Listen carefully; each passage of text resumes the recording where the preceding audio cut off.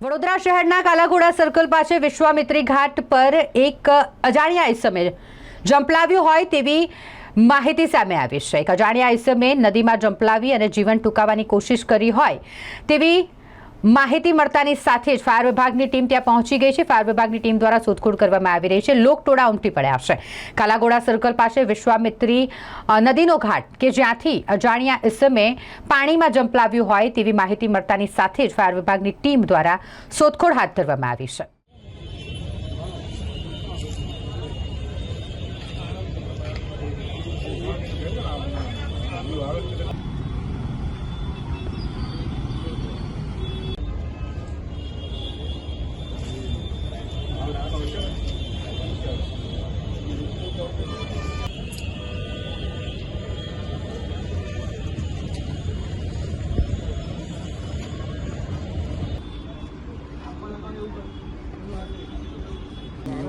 છોકરાને લેવા જાવ ને તમે જ આપો ને હા એના પુસ્તક નામ લઈ બધું ઓઢવા ગયો